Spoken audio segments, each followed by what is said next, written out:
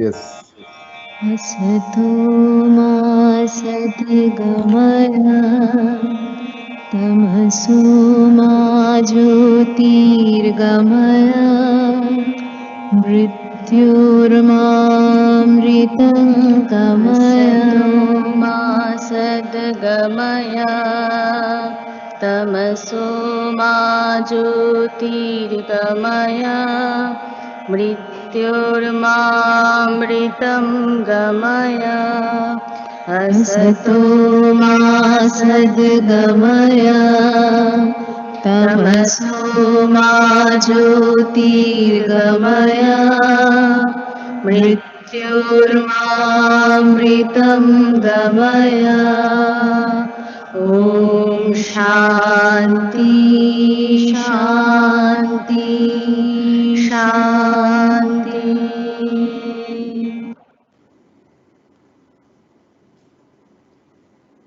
So very good evening to each and every one of you, honorable participants who are viewing this a fine Monday evening. Of course, in our part, we are blessed with some fantastic rain also. Maybe in other places, maybe it is chill, maybe a little bit hot, we don't know. So amidst us, we are having honorable chief guest of the day for the Institute of Cost Accountants of India is none other than Sri C.S. Govindarajan sir, who is Registrar of Companies of Ministry of Corporate Affairs in Coimbatore, a well-known personality as far as we are concerned from this part of the country. And sir is a cost and management accountant as well as the company secretary. And we are very happy that he is a friend of our former chairman of both the company secretaries as well as the CMA Institute in Coimbatore, Ramasubramanya Raja sir. Jagan Mohan Rao sir was very much happy in telling me that Padmanabhan, we are going to have a wonderful personality this Monday. And as you all know, it is on management and administration. Of course, our series is the Companies Act 2013 with the Companies Act Amendment, Companies Amendment Act 2020. And we are very blessed that we have Govindarajan sir amidst us today.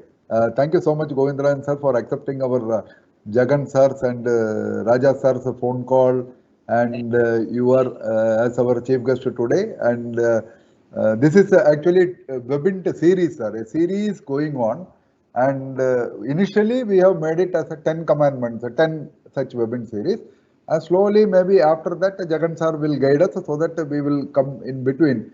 Because the way the members are participating, they are demanding that certain portions, certain areas, certain topics, they want some more deliberation.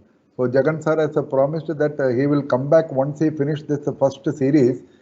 Then he will come again, and maybe the corona and other things will be going off very soon, and we will have our own physical meeting also.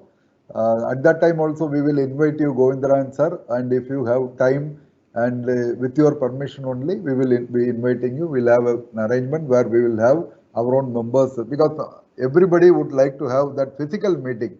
Because in virtual mode, we don't know how the body language, how they listen, how they express, or this or that. And Jagan sir is a person that who involve the audience always. He involve the audience in such a manner that he will ask questions in such a manner that they will be able to answer. Some questions he will try to help them by answering. So this is one such occasion. After Diwali, we are having.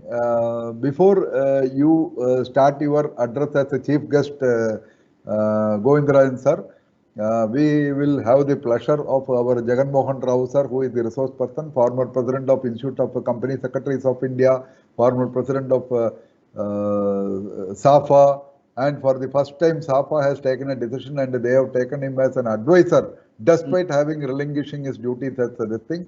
And Jagan sir, as we all know, is very famous in IFAC, CAPA, and he was the chairman of PAAB. He was our Institute of Cost Accountants of India, Southern India Regional Council member, and 2 terms a council member of Institute of Cost Accountants of India. And we had the blessings of looking at him as the chairman at CRC when we were this thing at chapter level, beginners, I should tell. Later on, by Almighty, this thing, I got a chance to be with him in the council also, and in the Institute of Cost Accountants of India. So I request Jagan Mohan Rao sir to have the privilege and pleasure of saying a few words in the beginning, also having the honor of welcoming our chief guest Govindarajan sir. Over to you, Jagan Mohan Rao sir. If you can kindly unmute your mic and address all of us, sir, please. Jagan sir.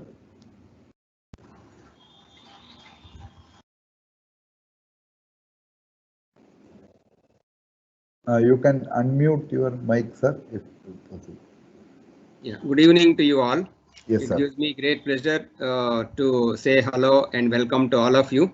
Our a very highly distinguished chief guest today, Sri C.S. Govindarajan sir, Honorable Registrar of Companies, Ministry of Corporate Affairs, Coimbatore, who is also our distinguished member of our institute, Institute of Company Secretaries of India, Institute of Cost Accountants of India. We are great. We are very grateful to you, sir. We are very happy to see you here. We are very glad. In spite of your very busy schedule, you have received my telephone, and then you have immediately responded positively. And you are here with all of our members in the country, and some members from abroad also are attending this. So we are grateful to you. I would not like to spend much more time. With this welcome, I convey our gratitude from the institute in my capacity as advisor, SAFA, or whatever. And we are grateful to you and thankful to you, sir. And Mr. Padmanabhan, he is a very dynamic member of our institute. And today is his birthday. So, I join all his friends and relatives to wishing him very happy birthday and many happy returns of the day. He has been our vice president of our institute some time back, and now he is the central council member on this very important occasion for him and for all of us, because he is our colleague. I would like to say that he is taking such a keen interest and putting all the efforts to conduct webinars, not 1, 2, 10, 100, maybe 1,000 it might have crossed. If we really count, Govindarajan sir, he's taking full responsibility. It's only Monday my webinar, but like that there are many webinars all over the country, various chapters, various regions, from the central various committees, along with our president, vice president, former council members, current council members. Wherever there is any webinar in the institute, he acts as a host. So he might have probably crossed, if somebody has counted the number, the Guinness Book of World Records, probably, by being the council member. See, general host is different by being an employee of an organization. But he is a council member and he is a very busy officer in the Indian Overseas Bank. And I wish him on this very auspicious birthday of Mr. Padmanabhan, God will bless you always with all strength, energy, and good health, and same cheer always. All the best to you. And Pradeep Kanaja, thank you very much for your here, our distinguished giant director in the institute IT department, providing us all the services. And thank you all. Thank you, sir. Thank you so much, Jagan sir, for your kind words and also blessing. And but for the blessings of seniors, elders, and also with the wishes of and support of our team members, everything is not that easily possible.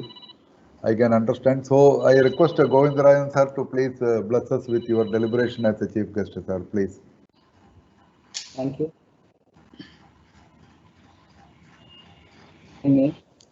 And all those members who are booked to the webinar. First, I like to send my warm greetings to Mr. Padmanabhan of the day. Thank you, sir. I am very happy to note that the Institute of Cost and Management Accountants is organizing a webinar series thing. Today's focus is on management administration in relation to Companies Act. At the outset, I am grateful for inviting me as a chief guest for today's program, and I am truly honored. I am happy to note that the Institute is organizing a regular webinar program on the Companies Act and its various provisions for the benefit of members. A regular update is imperative for the members of this profession, as the members of CMA specializes in Companies Act, if I am correct. The Companies Act offers a wide scope for the members of all the three professions, as it permits members of all the three professions, including CMA, to certify e-forms filed under the Companies Act.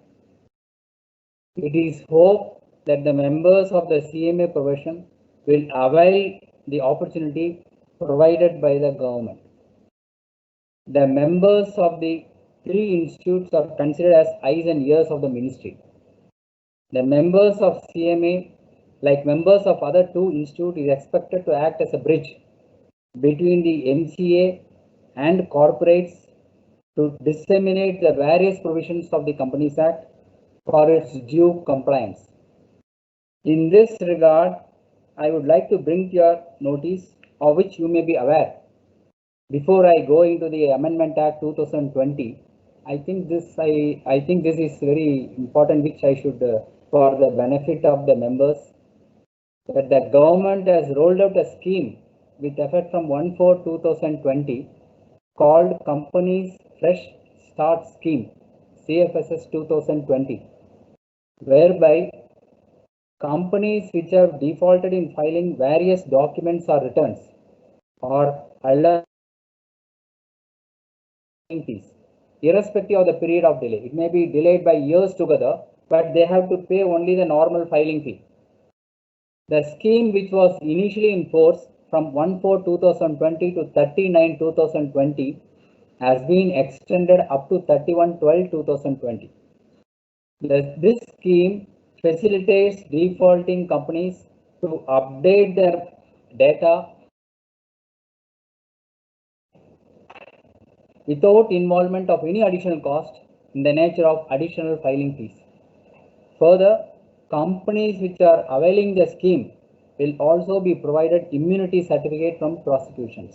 I therefore request the members of CMA to advise their corporate clients to file all pending documents, if any, under the CFSS 2020 to reap the benefits of scheme and avoid prosecutions, and also action under Section 248 of the Act in case of default of filing statutory returns, means annual returns and financial statements, whichever are pending and overdue, which they have not filed so far. Because some companies, they don't file these two returns, which are statutory documents, since their incorporations.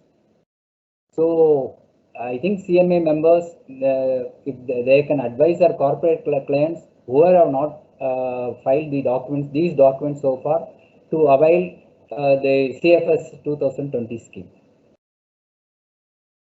As members of the institute are aware, that Companies Act 2013, after it was implemented with effect from 1/4/2014, has been amended many times. The latest being Amendment Act 2020. That is a topic which I am going to address briefly. The underlying purpose of all these amendments by the government is only to facilitate ease of doing business in order to promote growth with employment. The amendments suggest that Companies Act 2013, unlike our 1956 Act, which was a watertight one, amendments were few and far in 1956 when compared to 2013 Act, is not rigid but flexible enough to bring about various changes in substantive provisions of the Act, not in mere rules, annexures, schedules and all. Substantive provisions of the Act based upon the suggestions received by the government from various stakeholders who are required to follow the Act. In fact, government doesn't even hesitate to bring an ordinance to bring the amendments. The amendment also indicates that Companies Act is open to incorporate the provisions which are in the best interest of the corporate and various stakeholders. To certify the e-forms, the members are required to have in-depth knowledge of various provisions of the Act, as certifying e-forms is not merely signing on the dotted lines. It is something more than that. Because under the certifying, you can see in bold letters. It may be in eye-catching one, bold letters, but it has got a lot of what you call some stringent provisions for incorrect certifying is there. As far as Amendment Act 2020, it became effective with effect from 28/9/2020. There were amendments in 66 sections of the Companies Act 2030, not 166 sections. The main objects of the Amendment 2020 is, I am briefly giving, to decriminalize some of the provisions of the Act. Wherever punishment by way of imprisonment has been provided, government thought instead of imprisonment, it can be by way of levy of penalty or fine, something like that. So to decriminalize the procedural or technical lapses into civil wrong, to facilitate greater ease of living of law-abiding corporates. So at the back of their mind, it should not be worrying that if I don't do or comply this, I'll be hauled up before the court. So to ease all things, government has brought in this amendments. Then introduction, a very important thing is that introduction of provisions of producer companies in the Companies Act 2013 under a separate chapter 21A. This was a long pending one, otherwise 1950s Act producer companies provisions were there. Now they have brought it in the 2013 by this Amendment Act also. So I will also give out some key amendments. Out of 66 sections which were amended in this Amendment Act 2020, I would like to list out a few sections which I consider important at this juncture. Okay. To empower the central government to exclude, in consultation with SEBI, certain classes of companies from the definition of listed companies, mainly for listing of debt securities. Probably their equities may not be listed, but if their debt securities are to be listed, it may not be coming under the definition of listed companies, probably like that. To clarify the jurisdiction of trial courts on the basis of place of commission of offence under section 452 of the Act for wrongful withholding of property of a company by its officers or employees as a case may be. We have to see how the rules are being framed. It's a amendment to the substantive provision. We have to see how the rules are being framed. To make provision under section 197 for allowing payment of adequate remuneration to non-executive directors in case of any inadequacy of profits by aligning some of the provisions for remuneration to executive directors. Then to relax provisions in section 403 relating to charging of higher additional fees for default on 2 or more occasions in submitting, filing and all coming under the filing of documents. Then to exempt any class of persons from complying with requirements of section 89, that is dealing with the beneficial owners, to declaration of beneficial interest in shares and exam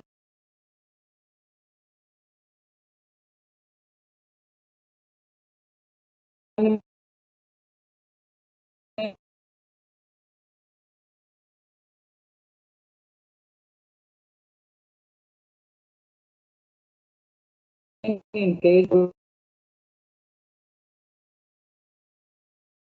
so as to extend exemption certain clauses of NBFC companies and NAD and housing finance companies from filing certain resolution under section 117 of that. This is some special resolutions. There has been significant amendment to section 135. This was a hot topic always discussed. Section 135 dealing with corporate social responsibility.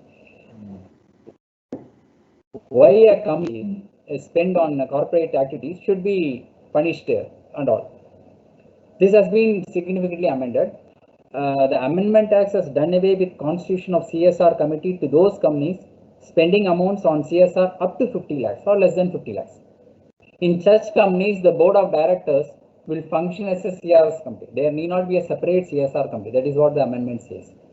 Further, the amendment has also allowed eligible CSR companies to set off any amount spent in excess of CSR spending obligations. It is like we can compare with the income tax provisions where some set off is carried over year after year. So if they have spent excess, they can carry over till next year. To provide for a window within which penalty shall not be levied for delay in filing annual returns and financial statements in certain cases. Then to provide for specific clauses of unlisted companies to prepare and file periodical financial reports. This we have to see how the rules are framed. We are not very clear about it. Some amendments have been brought in case of unlisted companies for filing of periodical financial results. We have to see how the rules are framed in this, because I don't have any idea presently. Another important takeaway from the Amendment Act 2020 is to allow direct listing of securities by Indian companies in permissible jurisdiction as per rules prescribed. We have to see how the rules are prescribed, but this is a very good eye opener. Indian companies, their shares can be listed in some permitted exchanges outside the country. That is also there. Then, out of 66 amendments, about 45 amendments are relating to amendment in penalty clauses. As I said earlier, the main object of this amendment is to decriminalize. Time and again, government was coming, we want to decriminalize the Companies Act. So, there were significant amendments to the penalty clauses in this amendment. Like some subsections of penalty have been omitted, completely omitted. In many places, imprisonment has been substituted with penalty. And in some sections, penalty or fine has been decreased. So the entire object of this amendment 2020 is to make the offence a civil wrong by levying penalty and fine. Here, as members must be aware, under section 454 of CA 2013, it provides for adjudication of offences. Wherever Companies Act provides for penalty instead of fine, this adjudication comes into play. Adjudication is done by the ROC. ROC is the adjudicating officer. Prior to this amendment, there were about 16 sections. I may be right or wrong. There were about 16 sections where offences can be adjudicated. Okay. Under 54, section 54. The Amendment Act 2020 has added another 19 sections under the umbrella of penalty, which were earlier either with fine or imprisonment. Now penalty has been substituted, which can be adjudicated by the registrar. Here I would urge the CMA members to take active participation in the webinar organized by the institute, regular webinar which is going to be organized by the institute, and update their knowledge on the various amendments brought in by the government, so that they can properly advise their corporate clients on the measures taken by the government, so as it will facilitate the corporates in carrying on their business by fully complying with the provisions of the Act. Here I would also like to take this opportunity to request the members of the institute to impress upon their corporate clients to avail, which I said earlier, CFSS 2020, if they are not aware of the scheme. There are hundreds of companies who do not file statutory returns, that is annual return and financial statements. Some companies, they don't file even since incorporation. That may be for even 7-8 years together. The government has so far undertaken 3 drives under section 248 of the Companies Act in striking of the names of the companies who have defaulted in filing these statutory returns for 2 consecutive years.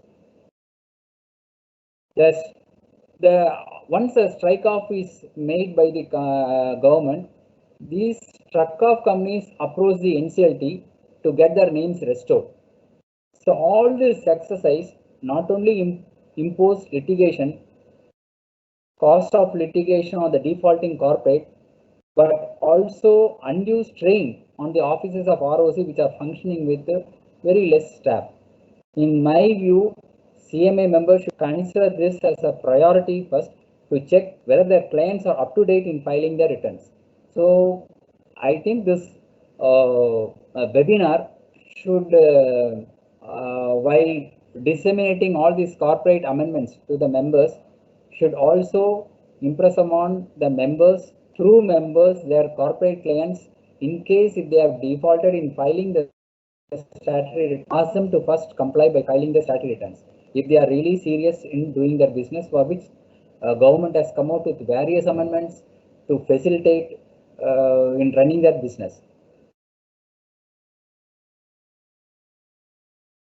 I think the next session by Mr. Ravi. I think who is Mr. Ravi. I think he will address on the administration and management of Companies Act, where he may cover all these amendments and all while dealing with the Administration Management Act. I hope the members through this regular interaction through webinar will get immense exposure the Companies Act, resulting in enrichment in various provisions of Companies Act, and this is much needed for particularly for CMA members because they are more into other costing areas than this companies, and I really laud the institute for organizing this webinar course and hope members will be immensely benefited by this. I wish this webinar series program will have a resounding success. Thank you. Thank you so much, Govindran sir. In fact, it is Jagan Mohan Rao sir who will be deliberating on this. Oh, Jagan Mohan Rao, sorry, it's Mr. Jagan Mohan Rao. So I thought somebody, Ravi from your office, maybe. In fact, I can also watch the whatever address he is going to make. I think, no, is it not? Yes, sir. Yes, sir. I will not disconnect it. Yes, sir. Please don't disconnect, sir. Be with us, sir, so that after Jagan Mohan Rao sir addresses, you can also enrich, and you can also help us enriching by answering some questions by any chance members ask after his deliberation. I can't match with this experience and knowledge. Anyhow, I will more than that, I will be benefited by his address, and I will continue to watch this program. It will be for about an hour. Yes, sir. Yes, sir. Okay, no problem. I'll be. Jagan sir, you have to unmute and answer to Govindran sir. Yes, yes, sir. This will be about an hour, sir. Okay. I'll watch. I'll keep watching you. Yes, sir. Now let us have the privilege of listening to Dr. PVS Jagan Mohan Rao sir. I request Jagan sir to rest entire this thing is yours, sir. And Pardeep Kanajabai, if need be, help Jagan sir with the sharing of the presentation also, right? Yes, sir. So as I told you, as I have been telling in all the webinars, as usual, I only would like to say that the intention of these 10 series of webinars is to give complete gist of the Act, various chapters, if possible to cover many of the chapters, if not all the chapters. So in the management administration also, we have several questions, several sections here. We are not going into deep discussion of any of the sections. So I want to give an idea, and it will be for those people who have not read the Companies Act in the recent past, particularly 2013 Companies Act. Many of the members who have passed the examination long time ago, who are not handling the issues on the Companies Act, may not be aware of that, to give a fresh look into the Companies Act. So all these sections I have noted in the slides. So it will be introduction of all the sections, not in deep discussion about that. Maybe in one or two sections are here and there, I will be discussing in a little in deep. So now next slide. Yeah, you see Companies Act 2013, Management and Administration, Chapter 7, Section 88 to 122. These are very all the chapters are very important. But these are, very close to everyday handling of the issues in any company. When you are a director of finance, when you are a company secretary, when you are an auditor, and when you are an internal auditor as a CMA, these sections are very important. This chapter is very important. So whenever we think in terms of any of these chapters, we need to first refer to Section 2. Section 2 in any legislation, we have definitions. Similarly, in the Companies Act 2013 also we have definitions. So you first refer to the definition section. You read it thoroughly. Whenever you want to read and go through any chapter in the Companies Act, please read Section 2 definitions at least at a glance. Next.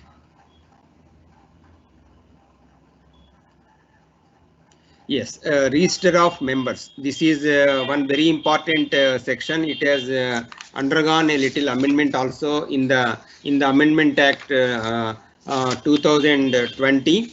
And what is this register of members? Register of members, please remember, register of members is a register maintained by the company.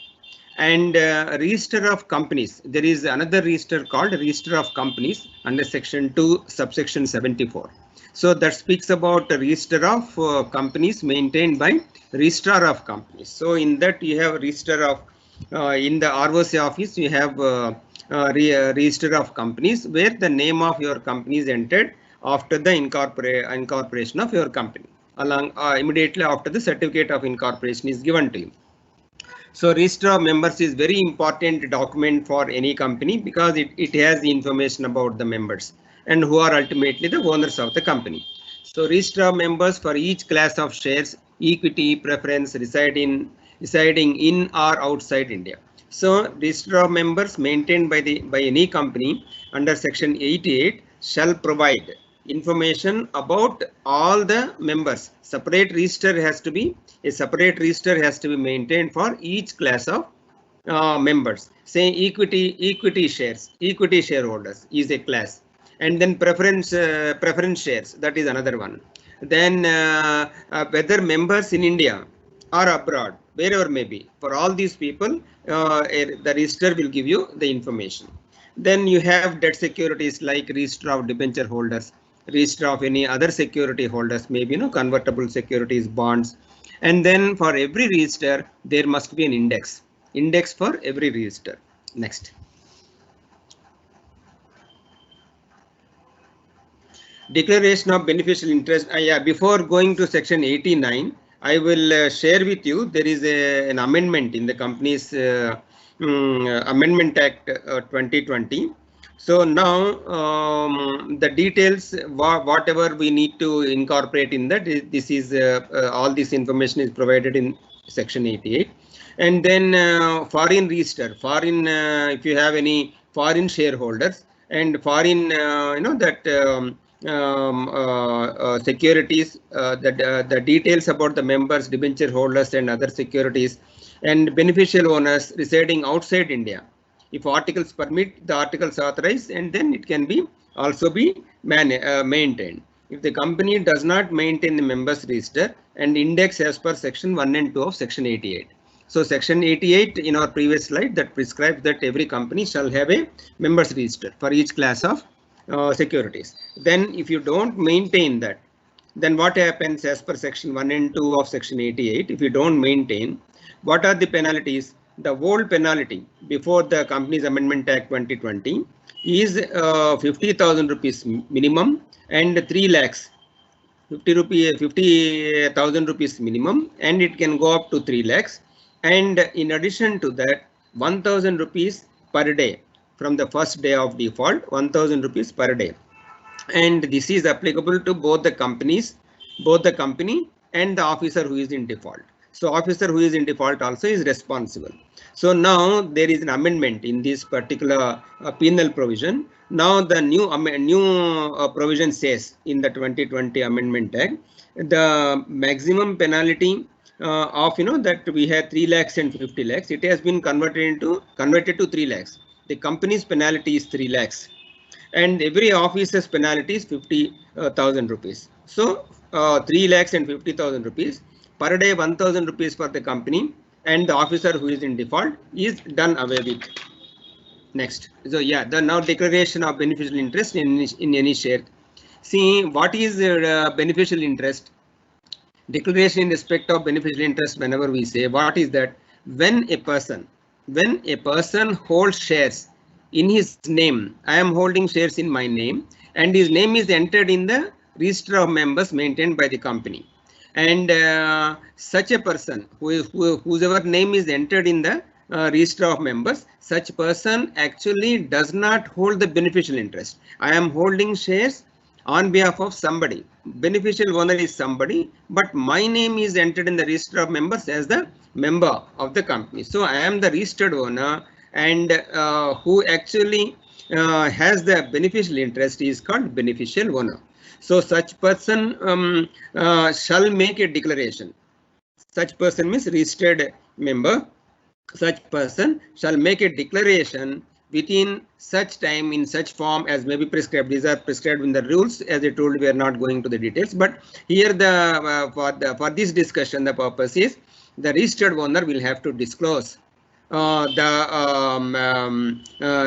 actual beneficial owner, and Whenever I will read that, it will be better. Where the name of a person is entered in the register of members of a company as the holder of shares in that company, but who does not hold the beneficial interest in such shares, such person shall make a declaration within such time and in such form as may be prescribed to the company, specifying the name and other particulars of the person who holds the beneficial interest in such shares. So the company knows who is the ultimate beneficiary in these shares, not held in his name.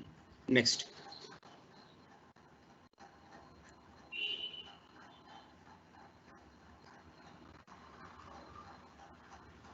Yeah, every person who holds or acquires beneficial interest. So we have discussed in our previous slide about the person who is the registered owner. Now this slide is about the other person. Every person who holds or acquires a beneficial interest in shares of a company shall make a declaration to the company specifying the nature of his interest, particulars of the person in whose name the shares stand registered. So when Mr. X is a registered owner, if Mr. Y is a beneficial owner also has to give disclosure. Disclosure is to be given by both. So beneficial owner will give what details? He will give details about the registered owner and the shares held by the registered owner in the books of the company and such other particulars as may be prescribed. Okay, next. Where declaration under this section is made to a company, the company shall make a note of such declaration. So registered owner and the beneficial owner, they declare to the company. And in turn, what is that company has to do? The company will have to make a note of such declaration in the register concerned, be it is a preference share register, equity share register, and shall file within 30 days from the date of receipt of declaration by it. A return in the prescribed form with the registrar in respect of such information with such fees or additional fees as may be prescribed. So here what points we can make? Disclosure has to be made by the registered owner. Disclosure has to be made by the beneficial owner, and the company will have to make an entry in the register the information that the company has received, and it has to file with the registrar of companies the information that it has received, and the changes from time to time also it needs to disclose. Okay, next. So now there is an amendment in section 89 in 2020 amendment. This I will just give you this information. Whenever there is any change, if any, whenever there is any change in the that beneficial ownership or registered ownership or whatever in the particulars, the beneficial owner shall file the prescribed form within 30 days. So whenever there is a change also, the beneficial owner will have to inform to the registrar within 30 days of that change. So that in the prescribed form, if I remember correct, that that MGT 4 and MGT 4 to 6 you have to refer to that. That details we will see later. So if there is any penalty, if not filed in 30 days, default, what will happen? Registered owner, there are what are the things? Registered shareholder, beneficial owner on acquiring the changes. If it is not done, what happens? Penalty, old penalty before the 2020 Amendment Act, penalty was 50,000 rupees plus 1,000 per day. Amendment Act 2020 has retained the 50,000 as it is. The 1,000 rupees has been reduced to 200 rupees with a maximum ceiling of 5 lakhs. So it is not that 1,000 rupees per day for any number of days, large number of days, and then multiplied by 1,000.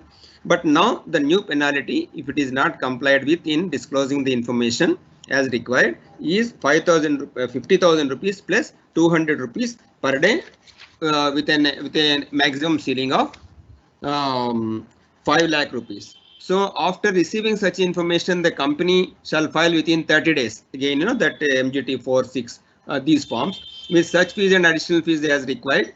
And the company, what is the penalty here? 500 rupees to 1,000 rupees and 1,000 rupees for every day in failure continues. The company, section 89 subsection 7 if you refer. So new what is the old penalty? 500 to 1000 and 1000 for every day if the failure continues. The new provision is amended provision is penalty of rupees 1000 per day up to 5 lakhs for companies and up to 2 lakhs every officer who is in default. So the amount has been reduced. And here another thing, I think our Honorable ROC was mentioning in the beginning one of these provisions, few of the amendments. So now new section included in 2020 Amendment Act. The central government may by notification exempt any class or class of persons with any requirements of the section 89 except section 10. So it is if it is considered necessary with or without such conditions, now the central government is empowered to exempt certain class of companies, class of persons, not companies, certain class of persons to persons in complying with section 89 provisions, excepting subsection 10 of section 89. Next. So yeah, 90 is all right. 90, let us be in the 90. Register of beneficial owners in a company. So every individual who acting alone or together or through one or more persons or trust, including a trust and persons residing outside India, holds beneficial interest of not less than 25% or such other percentage as may be prescribed in shares of a company, or the right to exercise or actually exercising of the significant influence or control as defined in clause 27 of section 2. Clause section 2, I told you, it speaks about the definitions. So in section 2 clause 27, section 2 subsection 27, it speaks about the definition of the significant beneficial interest control. It speaks about the control. So now as per that definition, hereinafter referred to as a significant beneficial owner shall make a declaration to the company specifying the nature of his interest and other particulars in such manner and within such period of acquisition of the beneficial interest or rights and any changes thereof as may prescribe. So what is the gist of this section? Gist of this section is, if any person, is it clear? If any person along with his friends or relatives or any other person, it says any other person or any trust, he along with any other trust, whether registered in India or abroad, these kinds of combinations of people, if they hold up to 25% in the company, they will have to disclose to the company. In any case, they have to disclose, and the register of beneficial owners in a company has to be maintained. Okay, next.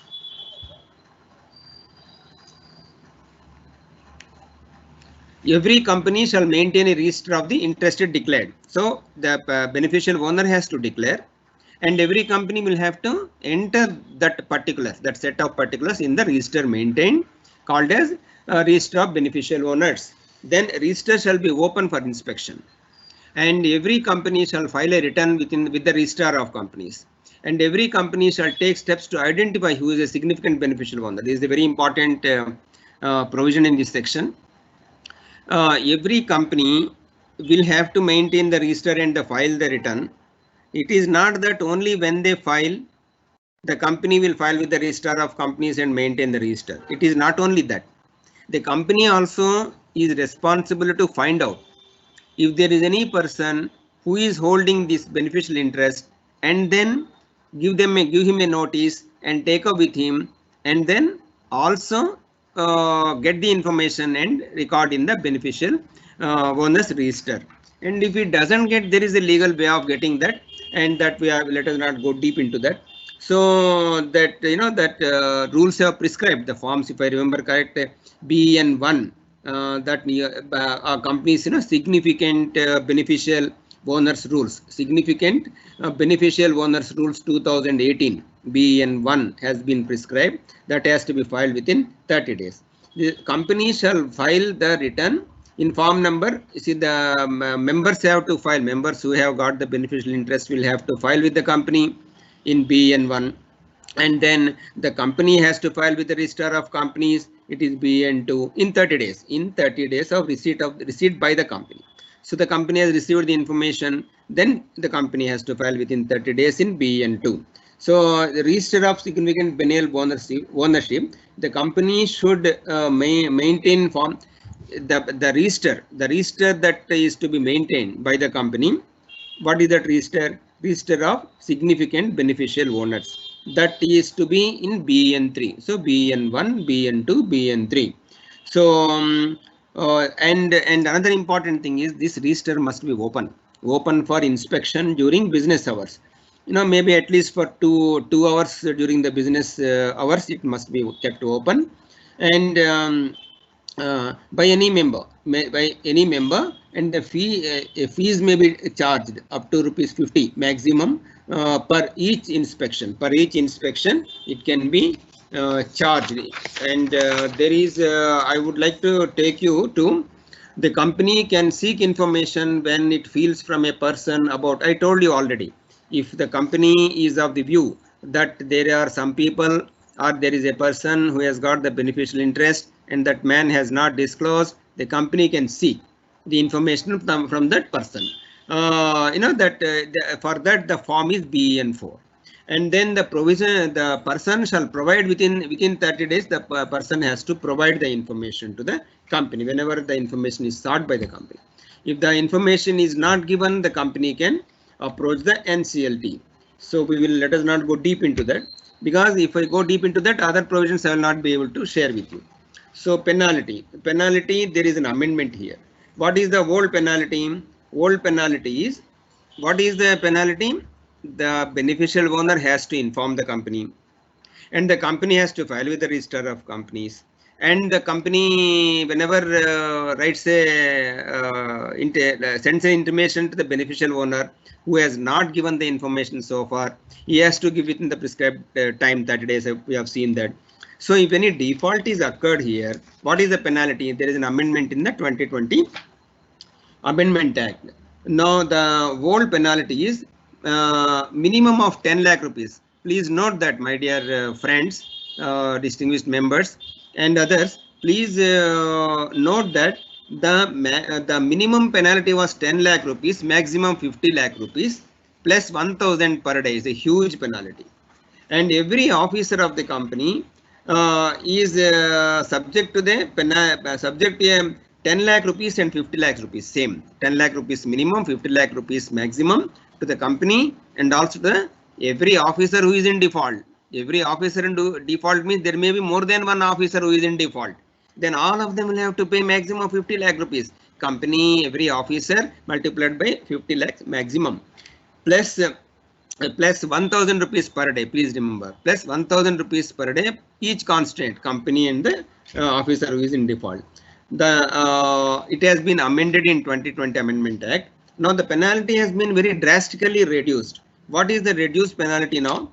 It is 1 lakh minimum plus 500 per day. 1 lakh, where is 50 lakhs, where is 10 lakhs? Can you imagine that 10 lakhs has come down to, actually 50 lakhs maximum has come down to 1 lakh rupees plus 500 rupees per day up to maximum of 5 lakhs.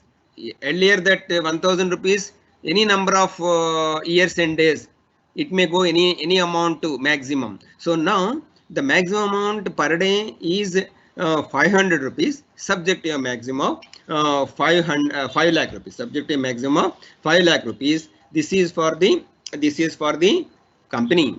Earlier company and the officer who is in default, maximum was 50 lakhs. Now it has come down 1 lakh in the case of a company, plus 500 subject to maximum of 5 lakhs, that is the company. And if an individual who is an officer in default, in his case or her case, the penalty is, it was maximum 50 lakhs, isn't it? It has come down to 25,000 rupees. And it was 1,000 rupees per day, isn't it? It has come down to 200 rupees. So now there was no maximum ceiling also. So now in the case of an individual officer who is in default, the penalty will be 25,000 rupees plus 200 rupees per day, maximum of 1 lakh. This is the amendment. It's a beautiful amendment, as our Honorable Registrar of Companies was mentioning. He was mentioning that the penalties have been drastically reduced. This is one of the examples where you can see penalties have been reduced. Yes, sir. Next. Every company shall maintain the register. All these things we have seen that. Power to close register of members or debenture holders or other security holders. Section 91. A company may close the register of members, debenture holders or other security holders for not exceeding 30 days in each year and not exceeding 30 days at any one time, subject to previous notice of at least seven days as provided by the SEBI. So now I will tell you here the few points that we need to know is what is the register of members. We have seen that will contain the names of the members and other details, number of shares held and so on and so forth. So these registers, closing of the registers means what? That is a continuous process. In the transfer, sale and buy, sale and purchase, they keep on changing the particulars in the register of members. But if the register of members is closed means no changes will be recorded there. No sale, purchase will be recorded there. So who is the owner? If you want to ascertain who is the owner of who is the member of the company, you need to close the register on a particular date. Say for example, annual general meeting. When our AGM takes place, all the members entitled to vote. Who are the members entitled to vote? As per the register of members. If the transfer is continuously taking place up and down, naturally you don't know exactly who is the member on that day to give him or ascertain his voting rights, number of shares and so on and so forth. So the register of members is closed before the AGM, before the bonus issue, before the rights issue, so on and so forth. So only when you close and then crystallize the entire list, only to those people you can offer bonus shares, right shares or whatever, and to ascertain their rights to attend the AGM. So now for that purpose, register of members is closed. So how many days you can close? You can close for a maximum period of 45 days. And at one point of time, it cannot be more than 30 days. And you have to give a notice of book closure, that members registers closure, 7 days notice you have to give. And SEBI guidelines are also there on that. We have to comply with that. Next. Annual return. What is the annual return?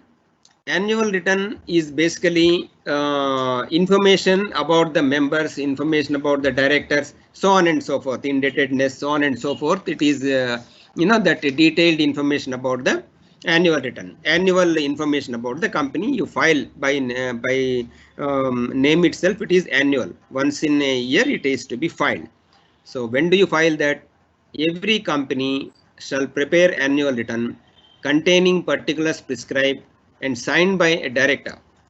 Particulars are prescribed, as I told you, that name of the company, accounting closure, and then date of the AGM, and then the shareholding changes during the year, and then who are all the actual members of that, who is the beneficial owners, and then who are all promoters. All this information as prescribed, you need to fill the information in the form. This is form 92, and then you have to file with the registrar of company. File with the registrar of companies within 60 days from the date of AGM. So now I would like to ask you, when is the AGM to be conducted? Annual general meeting has to be conducted. I think there is another provision. We will come when we come. We will see that. But still, because annual return is there, I will share with you some of the provisions. Annual return is to be prepared and filed within 60 days from the date of annual general meeting. And if the annual general meeting is not held for whatever reason, there is a difficulty. There were huge floods. The whole city is closed. See, some time back it has happened in various places. We see that if the impossibility is the reason, for whatever reason, if the AGM is not held, then you have to file the annual return within 60 days from the date on which the annual general meeting would have held, the probable date. So then what is the probable date? What is the date for that purpose? Date for that purpose is you need to have the AGM within 6 months from the date of closure of the financial year. So 31st March is the closure of year. Your accounts are closed on 31st March. So within 6 months means 30th September. So that by 30th September, within that period 6 months, you need to hold an AGM.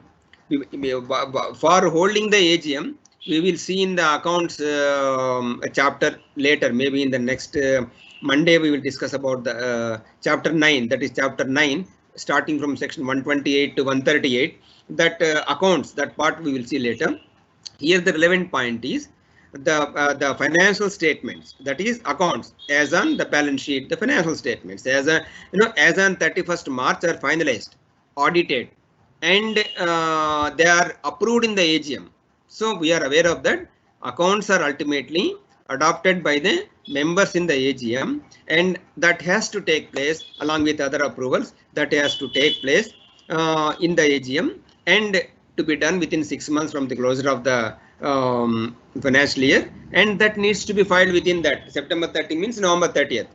So now here one important point is Registrar of Companies has got power to extend that by 3 months. By 3 months, Registrar of Companies has got power. So if ROC extends that, it may be, if it is extended up to any date up to 31st December or whatever, that is 3 months.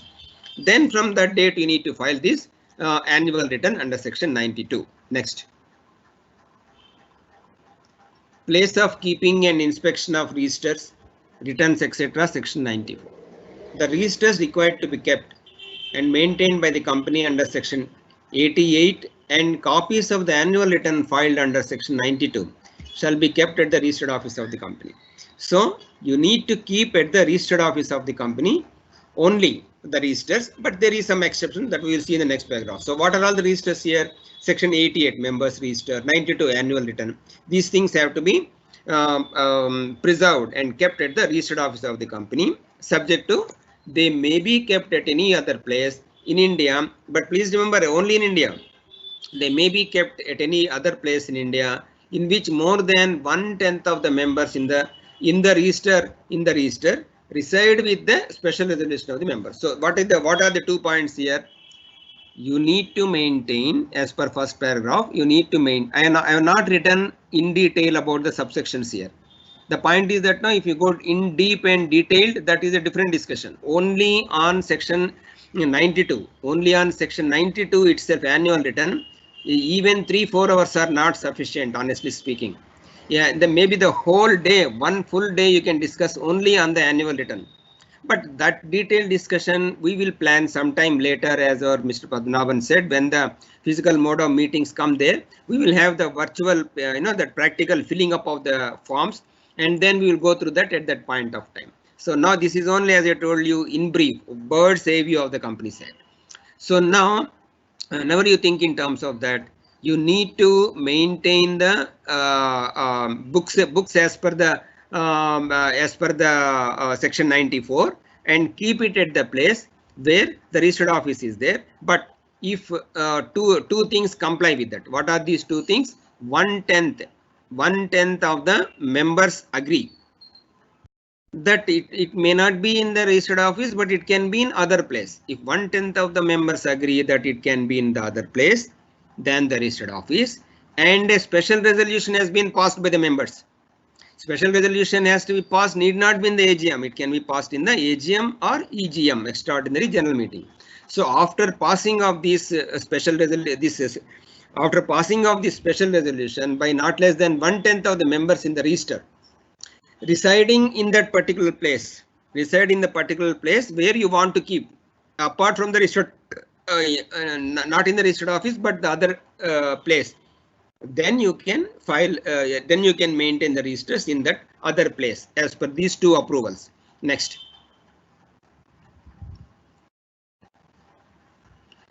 Register, etc. to be evidence of section 95. See that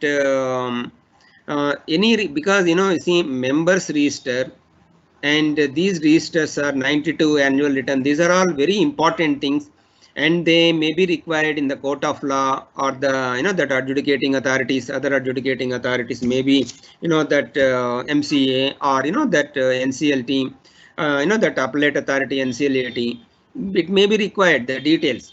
So what is the evidence that a person is a member, or no, he has got so many shares against his name? That these registers are These registers are the evidence. So the registers and their indices and copies of the annual return maintained under section 88 and 94 shall be prima facie evidence of any matter that authorized to be inserted therein or by under the Companies Act. Okay.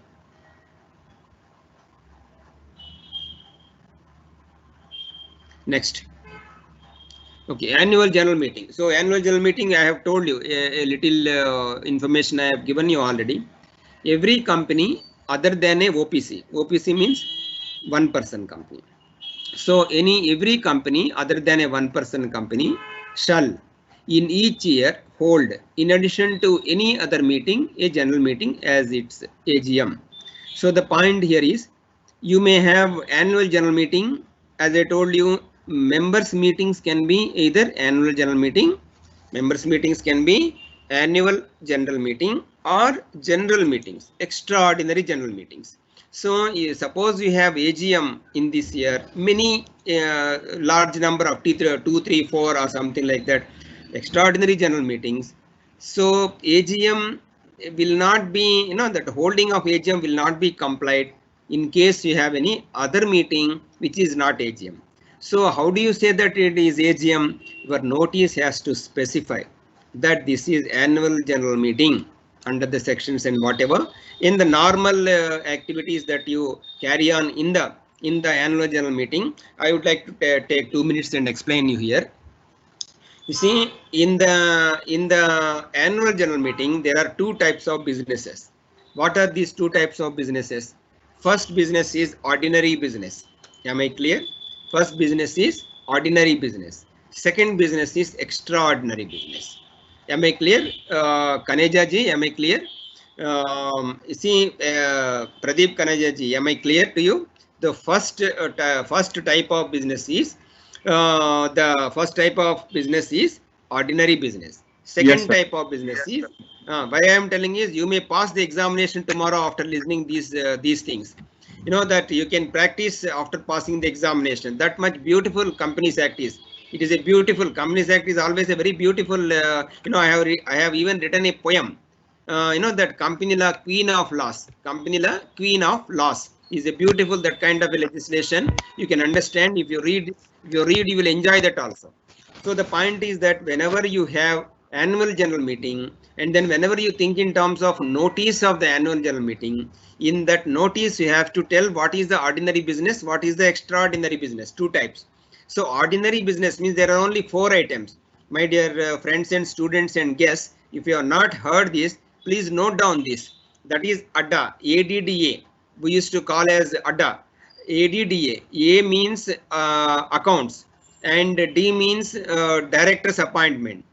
Again D means dividend, and again A means auditors. So you have accounts adoption, then you have director's appointment, then you have dividend declaration whenever there is a dividend, and the 4th one is auditor's appointment. These 4 are the ordinary business items. Then any other business in any AGM or any EGM, that item will be called as special business.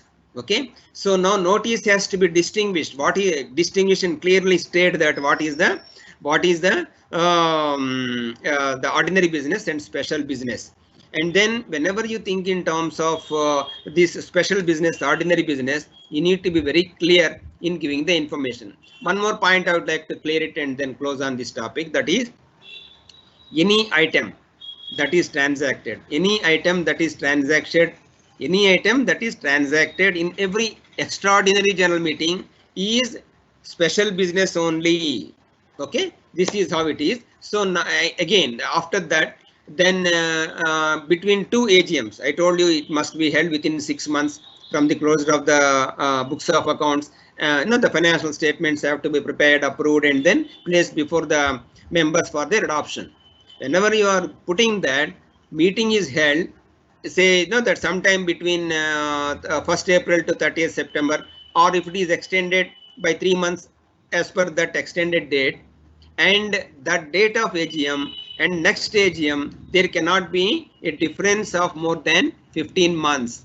So not more than 15 months shall elapse between an AGM and the next AGM.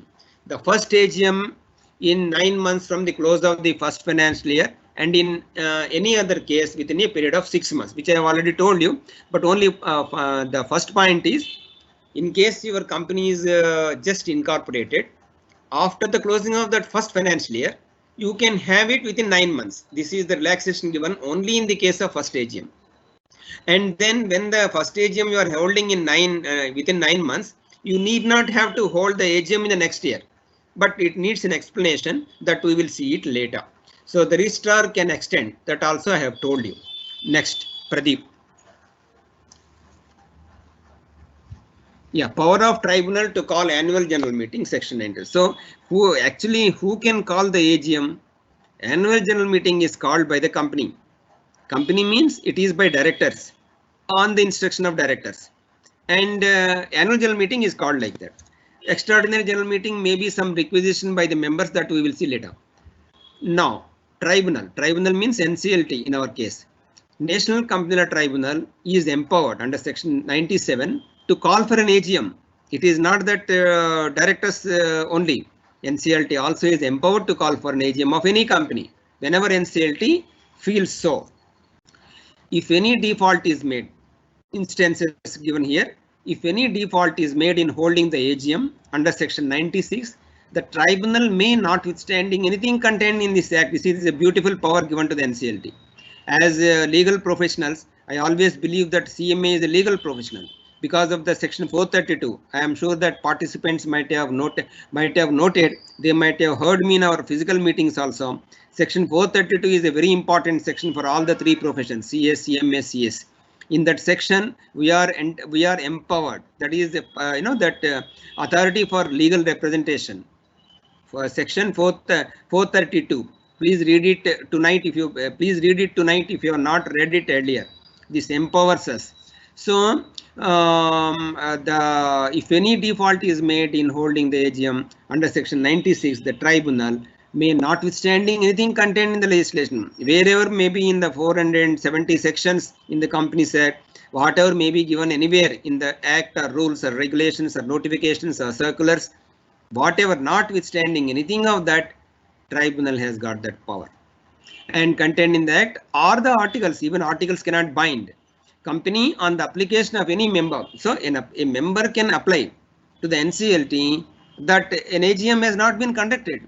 Then NCLT will take a view, and if it is satisfied as per the NCLT, the provisions, NCLT can direct an AGM is to be held as per the directions. Next.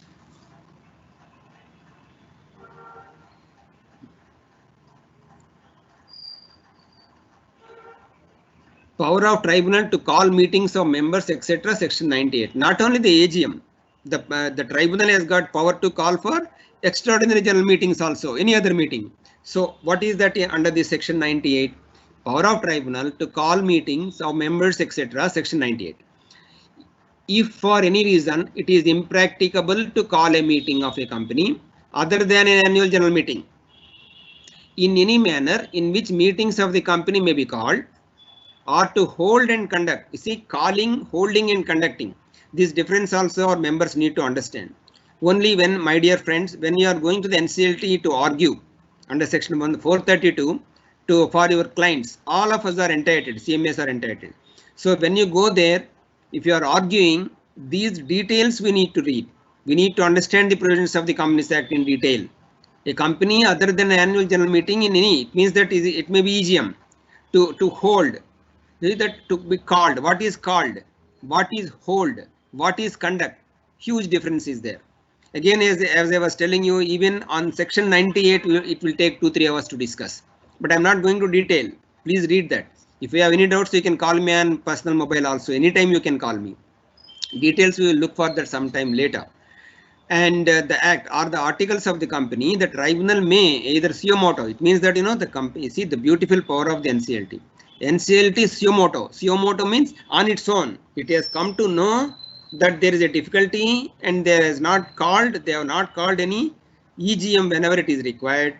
The NCLT may call. suo motu, or on the application of any director also can apply, or any member or of the company who would entitled to vote at the meeting. So any member who is entitled to vote, any director or the NCLT on its own can apply to the NCLT, and then the NCLT will direct to have a other than the AGM meetings also. This is the power under section 98. Next.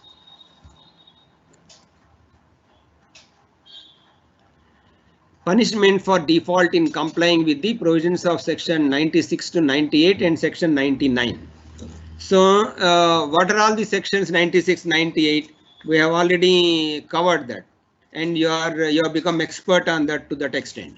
So if anything of the things that whatever we have discussed now, 96 to 98 we have very clearly discussed now. To that extent, whatever possible, clarity means to the extent possible. So if the default is there and we have not complied with that, what will happen? If any default is made in holding meeting of the company in accordance with the 96 or 97 or section 98 or in complying with any directions of the tribunal, because we have seen the 98, 97, we have seen the NCLT powers. Default is made as per the directions of the NCLT or as per the Companies Act provisions, be punishable, shall be punishable. The officer of the company who is in default, the company has to be punished. See, the punishment is company subjected to punishment, and every officer of the company who is also in default is punishable to 1 lakh rupees, and in the case of continuing default with a further fine which may extend to 5,000 rupees for every day during which such default continues. Next. Calling of extraordinary general meeting, section 100. So I have told you extraordinary general meeting. How can you call the extraordinary general meeting? The board may, whenever it seems fit, can extraordinary general meeting of the company. So what is EGM? What is the extraordinary general meeting? Extraordinary general meeting or EGM, which is not AGM, please remember. AGM is different, EGM is different. So we are discussing about EGM under section 100. So who can call AGM? AGM can be called by the members. AGM can be called by the members through the NCLT, and directors in their routine way, the board can call for the AGM. So as far as the EGM is concerned, let us see who can call for the EGM. The board may, whenever it deems fit. So board may, whenever it deems fit means, can you give an example? Anybody participants? The example I can tell you, say for example, suddenly your company has decided to go for bonus issue, decided to go for the rights issue, decided to go for the IPO, decided to go for the merger, amalgamation, takeover, so on and so forth. These are all the examples of EGM. These items, whatever I have mentioned, takeover, merger, amalgamation, rights issue, bonus issue, sweat capital, any of these provisions also can be discussed in the AGM. No problem, as special business which I told you. But in case there is AGM means you have to wait up to the 1 year. Na? So in between, if you want, you can call for the members meeting to take their approval. That approval can be taken through EGM. So now you see, call an extraordinary meeting of the company. Board may call, and they have to give the place of the meeting, requisition of members holding, and then you see EGM can be called by members also. Who are those members? On requisition. This is called on requisition meeting. It's a very important thing actually. I wish all of you practice. Those members who are in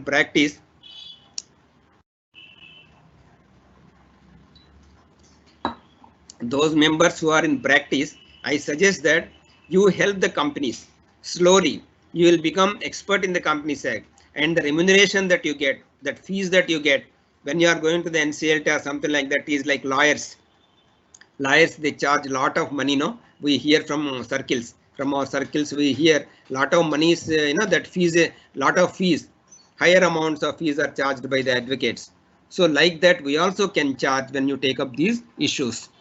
You concentrate on your cost audit or financial, that audit or whatever, but at the same time, keep in mind there is a huge practice area in the Companies Act. My only interest is why I am taking all these efforts to share with you on the Companies Act is our members, honestly speaking, our members are not acquainted with the practice areas in the company side. I wish all of you practice that. You will enjoy. Even when you are in employment, you will have a lot of edge when you have the knowledge on the company side.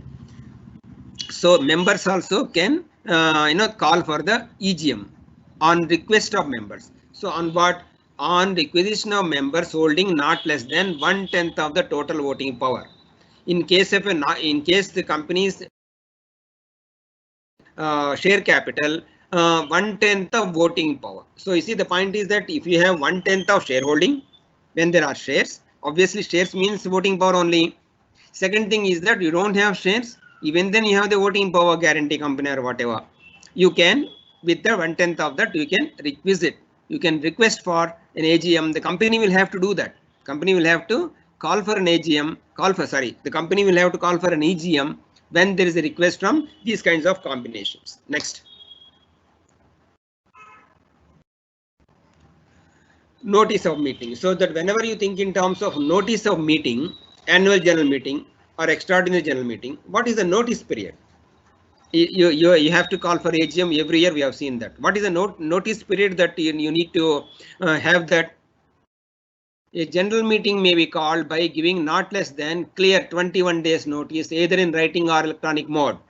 So the point is that we can give online or physical notices, but it must be given 21 days clear notice. Clear notice means, normally what do we do? Clear notice means exclude today, the day of notice, exclude the date of the meeting.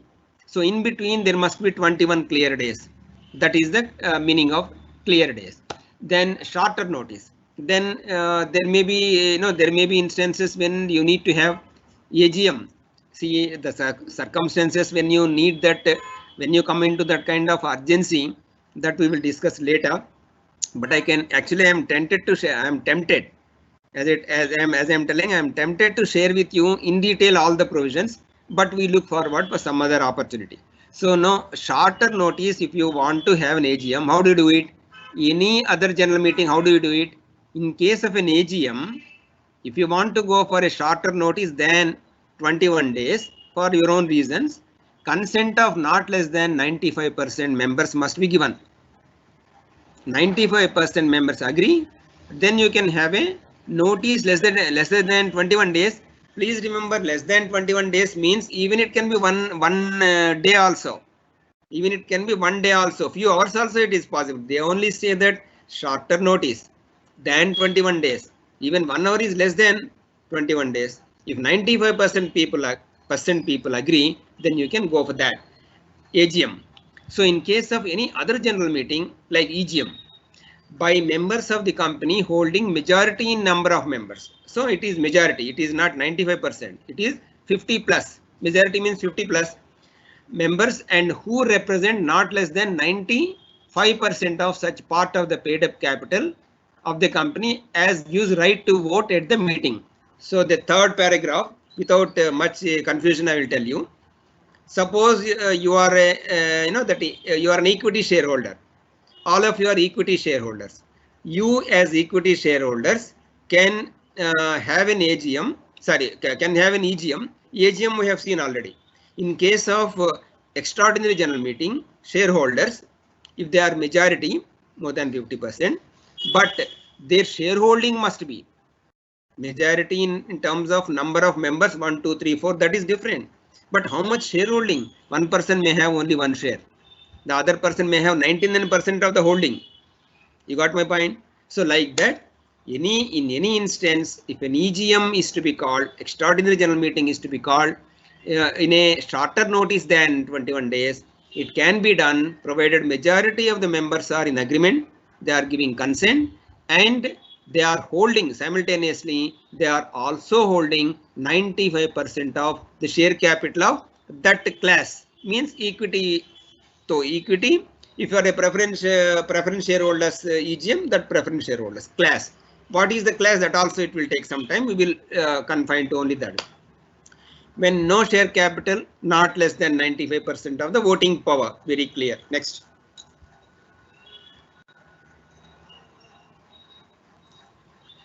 Statement to be annexed to the notice. You see, this is that Whenever you are sending any notice to the members, AGM or EGM, you have to give more information in certain agenda items, not all, in certain agenda items. For that purpose, you need to give a special notice. Special notice. We will read that, you will understand. A statement setting out the following material facts concerning each item of special business. Achha, I will tell you one more thing. I have friends, I have already told you there are two types of businesses in AGM. What are these two types? Unfortunately, I cannot see anybody participants here. But what are the two types of business? Ordinary business and special business. In case of ordinary business, I have told you ADDA. So for that ADDA items, you don't need to give any special notice under section 102. Be very clear. You need to give special notice, setting out all the information that is prescribed here, only for other items than the ADDA items. What are the other items? Other items are special business items, not ADDA. ADDA is ordinary business items. Special business items means any item apart from the ADDA items in AGM and in every EGM, every extraordinary general meeting, other than any meeting of the company other than the AGM. Clear? Any meeting other than the annual general meeting of the company. If you are sending a notice for each agenda item of that EGM or any other meeting, you have to give details as prescribed under section 102. Clear? Okay. The nature, what are the details? Some of the examples I have written here, not in detail, please remember. The nature of concern or interest, financial or otherwise, if any, in respect of each item of every director, every manager. So you are putting one special agenda item, merger, acquisition. So what is the interest of the director? Financially or otherwise? Every other key managerial personnel. Key managerial person means KMP under section 203, I think. KMP, who is that? That CEO, CFO, company secretary, so on and so forth. So what are their interests, if there is any? We have to detail. Any other information, in fact, that maybe enable the members. If you think that any other information you want to give, which will be useful for the members to take an informed decision, add that information also and give under section 102. Next.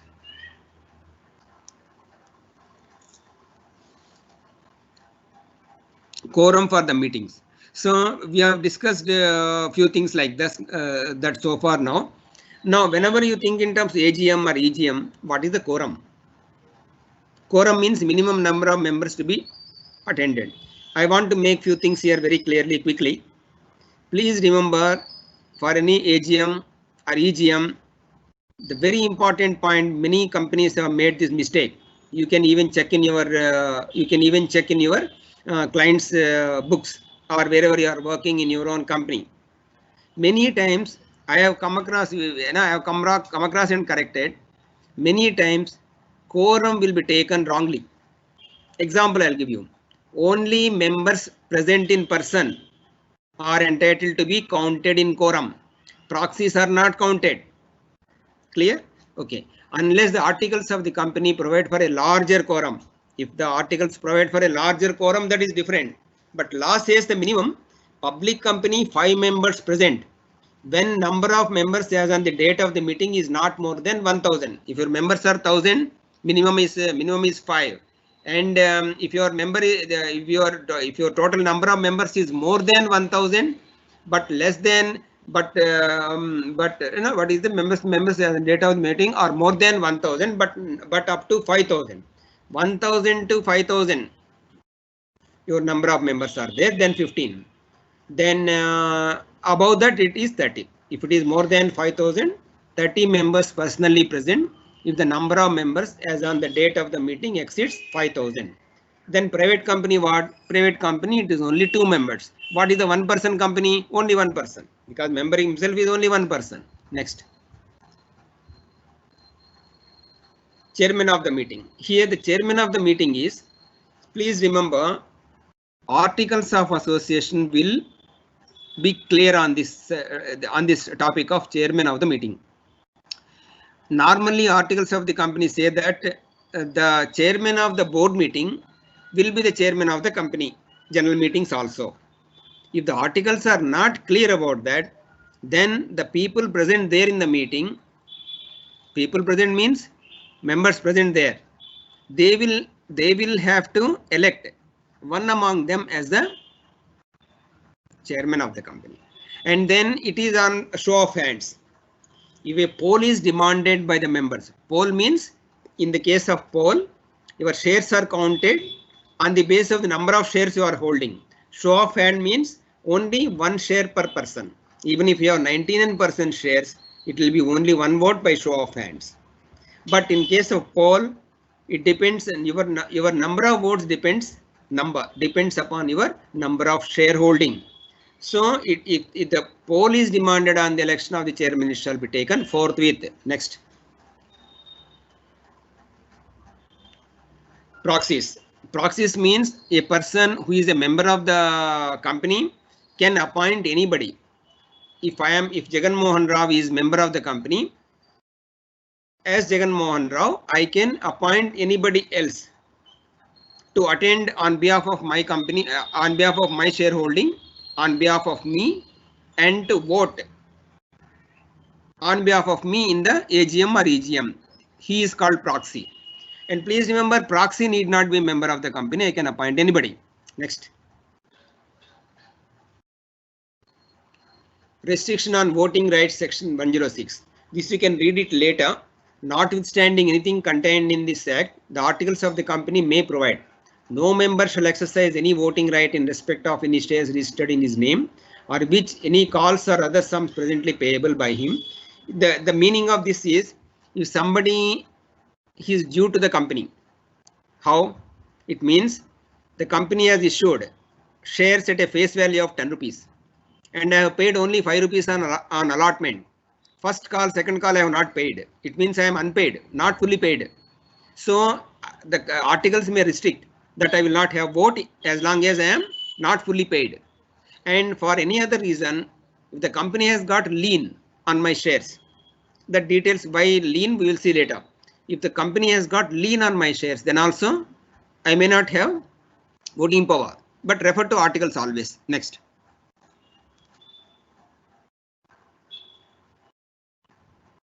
Voting by show of hands. This I already told you. Voting by show of hands I already told you. Next. Voting through electronic means. This is also permitted, but you need to see the table F of Schedule 1.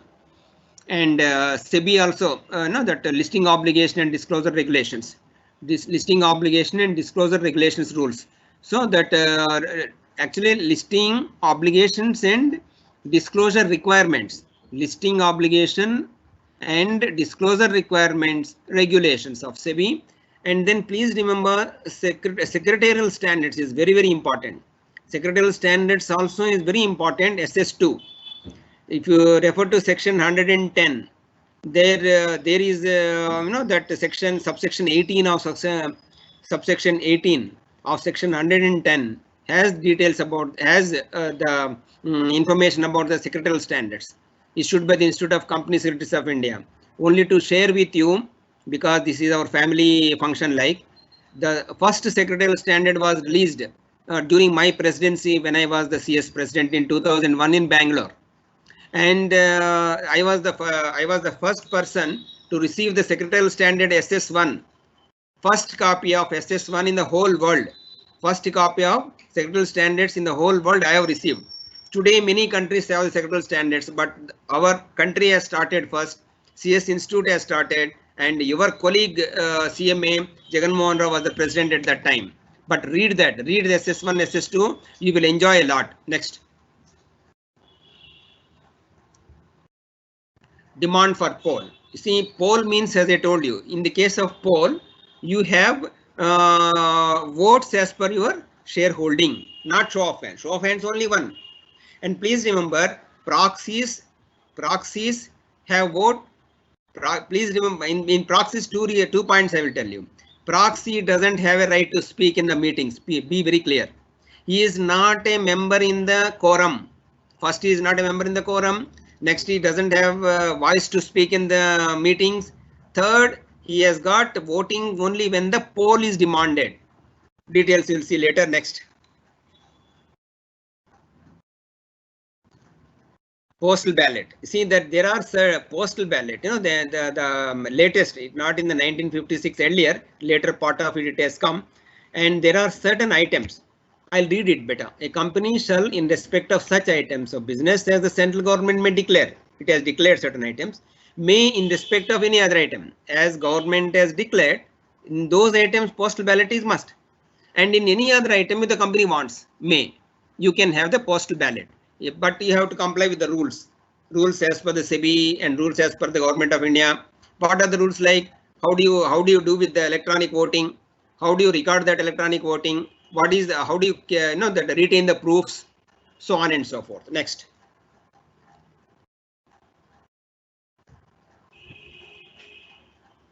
Circulation of members' resolution. Company shall, on requisition in writing of such number of members as required in section 100. Section 100 speaks about the extraordinary general meeting. We have already completed that. Give notice to members of any resolution which may properly be moved and is intended to be moved at a meeting, and circulate to members any statement. So you see, if any members want to have any resolution to be circulated among the members, it has to be circulated. That is the gist of this section. Next.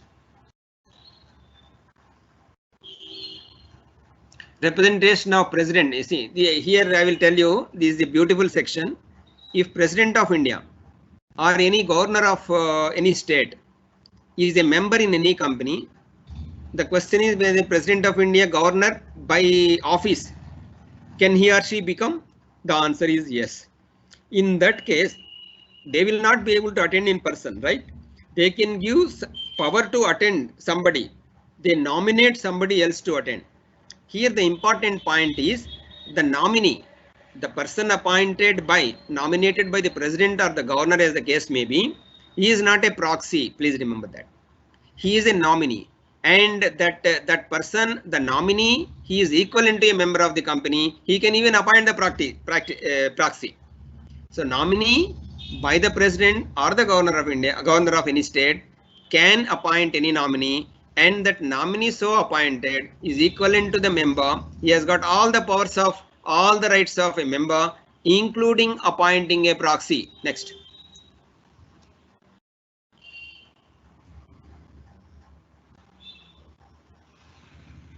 Representation of corporations. You see, the corporations means a company, a public limited company has got 7 voters, 7 minimum, we are aware, 7 members are minimum for a public company to be incorporated. Suppose in your company you have 1000 shareholders. In that, if the 100 shareholders are corporate bodies, a corporate body like ITC, Hindustan Lever, Bata India, or whatever, these companies can become shareholders. And when the corporate bodies are shareholders, can they attend physically? No, they are artificial judicial persons. They also can send nominee. By a board resolution, they have to approve and send it. That nominee also will have same powers as we discussed in the case of nominee of president and governor, as the case may be. Next. Ordinary and special resolutions. This I have already told you, but still I will tell you. Ordinary resolution means majority. So votes polled in favor shall be more than votes polled against. That is ordinary resolution. What is special resolution? Special resolution is votes polled in favor shall not be less than 3/4, 75% of the votes polled against, 25, 75. Next.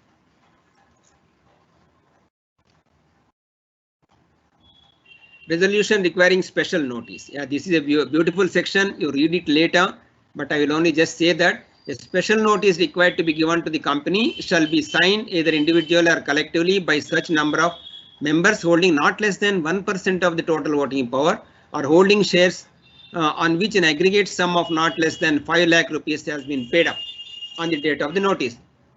Members shall send the notice to the company. The company shall give notice to the same to the members. When not practicable, okay, I will tell you in a nutshell. Suppose, say for example, a director is retiring in any AGM. As we have seen that in the other items, there is one director's appointment. In the director's appointment, that details of director's appointment we will discuss later in next chapter or other chapter we will discuss. But now for a reference we want to make, a director who is a director in the company, he is subject to retirement by rotation. Am I clear? He is liable to retire by rotation as per the provisions of the Act. So whenever he is retiring by rotation in that particular year in the AGM, he is entitled to be reappointed. He is entitled to be reappointed. But as a member, you are the members as prescribed here, number of members. These members do not want him to be a director. So you don't want to get an existing director, retiring director to get elected, or you want to propose somebody else. You don't want this man, one part of it, but you want somebody else in another case. That is another case. So this particular, this kind of example, in the case of director, you need to give information to the company, what is your intention. Then company has to give the information on that particular information that the company has received and circulate it among the members. If it is not practical to circulate among the members because of the time constraint, it has to give in the newspaper information, advertisement in the once in English newspaper and once in vernacular language where the registered office is situated, and also you have to put it in the website of your company. Next. Resolution passed at the adjourned meeting. You see, whenever a meeting, a board meeting or AGM or EGM can be adjourned, no problem. Adjourned means postponement as per the decision of the chairman and the meeting.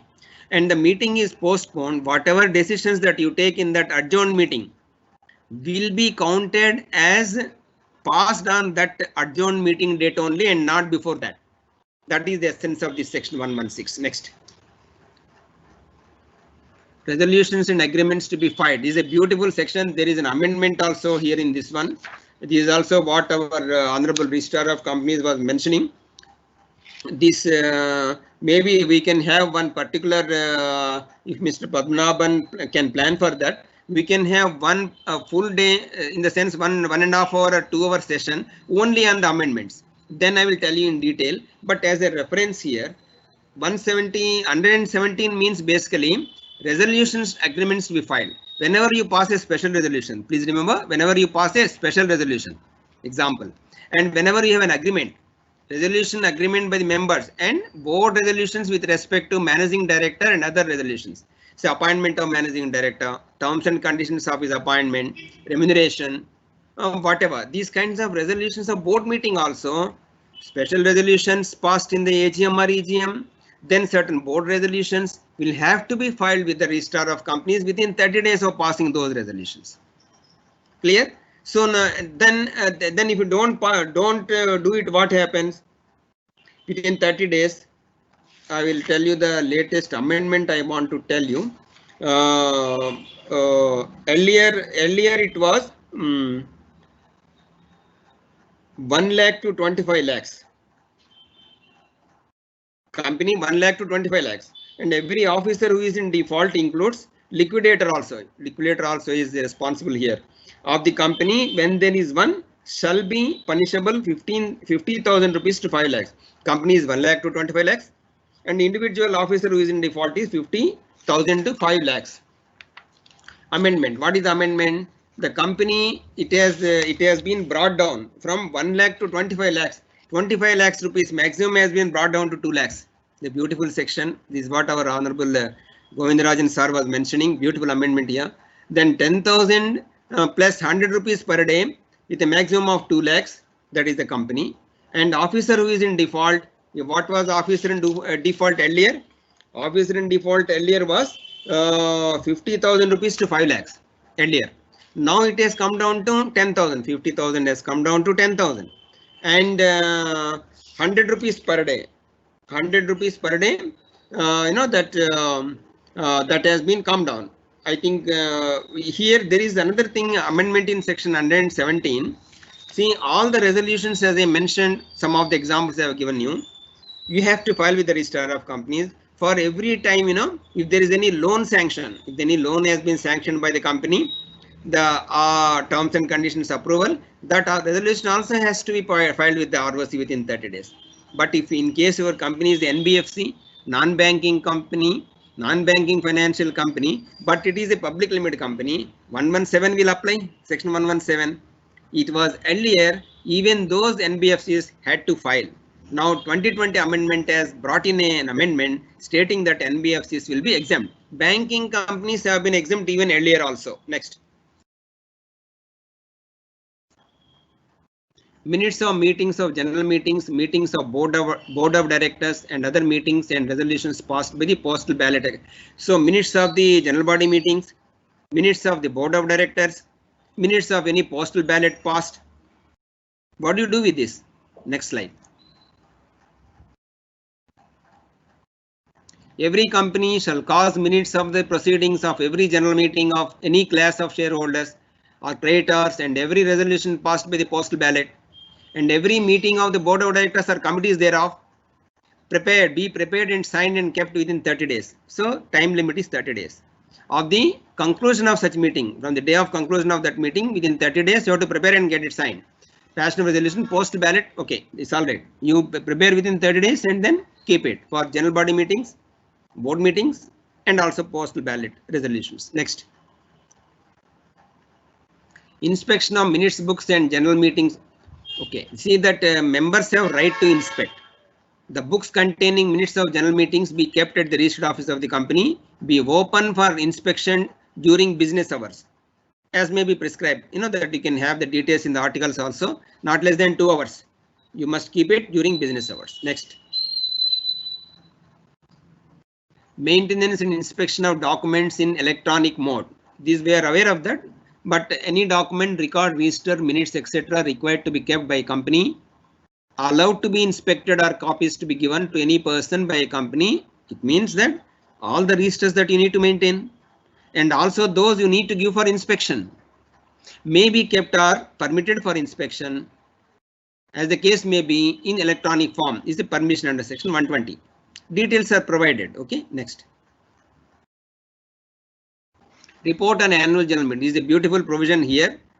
Every listed company, in the case of listed company, every listed company shall prepare in the prescribed manner a report on each annual general meeting, including the confirmation to the effect that the meeting was convened, held and conducted as per the provisions of the Act and rules made thereunder. So report has to be filed, prepared and filed. Next. Applicability of this chapter to one person company. So the entire chapter management administration, we have seen that. To what extent these are applicable? The provisions of section 98 to 111 shall not be applicable to one person company.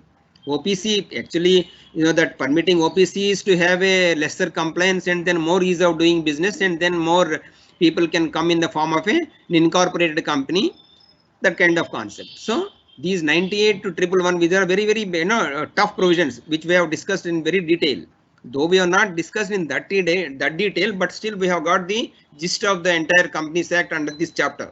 So 98 to 111 are not applicable to the private companies. AGMs and EGMs, see, AGM means what? If a person, one person company, in that case it is only one member.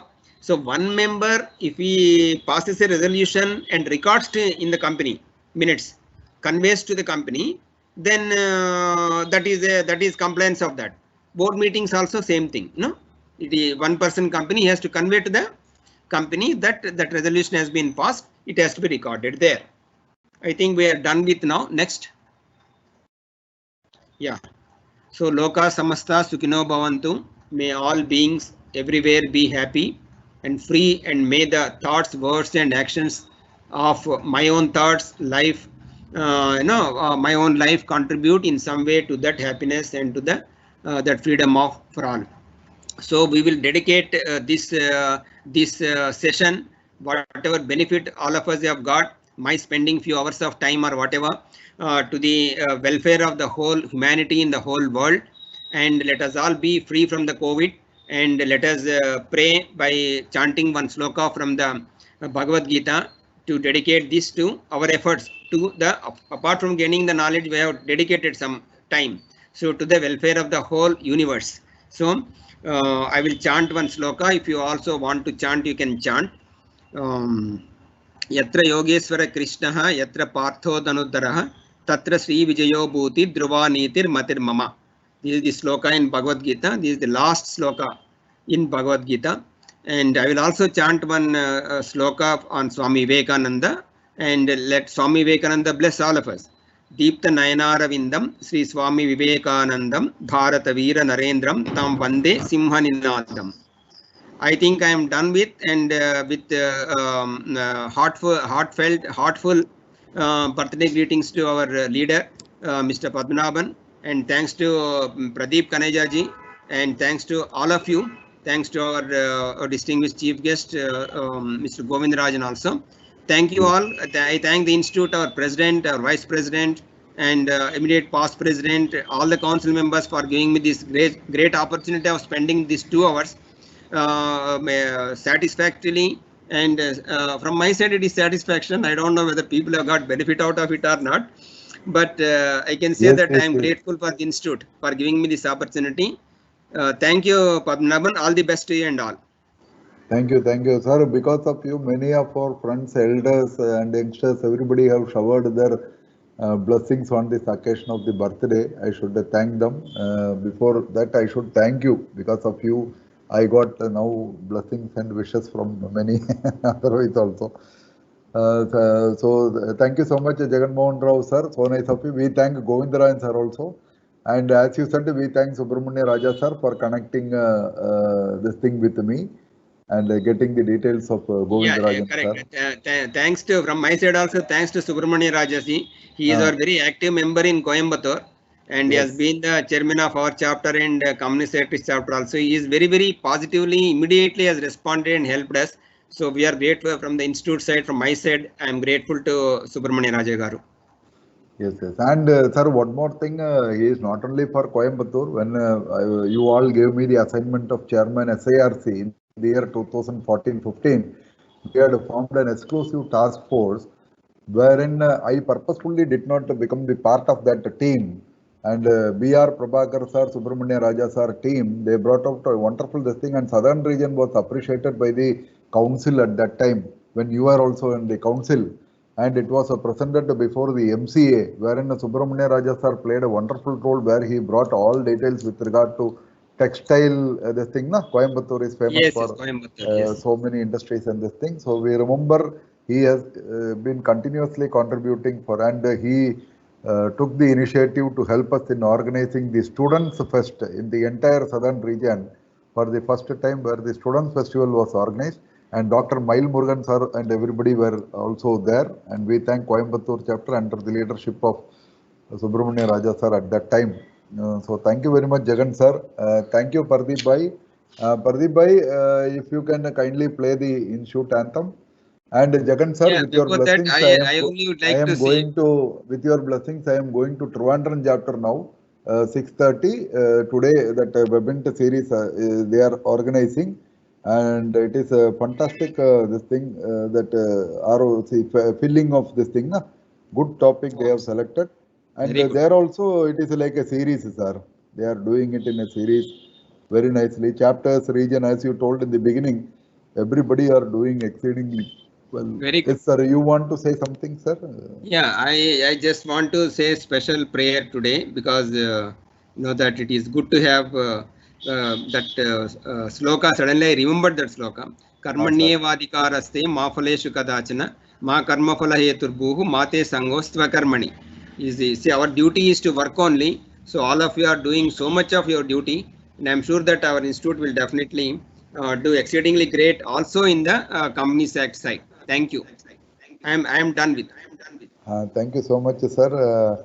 In fact, that I request Pardeep Kaneja bhai to kindly do this thing, and it is a ROC filling series, sir, and that our friend CS Binu KB, he is taking the lead to conduct. It is from 16th November it is starting, sir, then 27th, then 2nd of January 2021, like that they are going phased manner they are going, sir. Very good. Excellent. So all the best. Congratulations to our Trivandrum chapter chairman and the speaker also. Thank you very much. Yes, thank you, sir. Pardeep bhai, if you can play the Institute anthem, you can continue. And thanks to some of our friends who have asked questions, definitely Jagan sir is coming with a separate session. Okay. तमसो मा ज्योतिर्गमय मृत्युर्मामृतं गमय मा सद्गमय तमसो मा ज्योतिर्गमय मृत्युर्मामृतं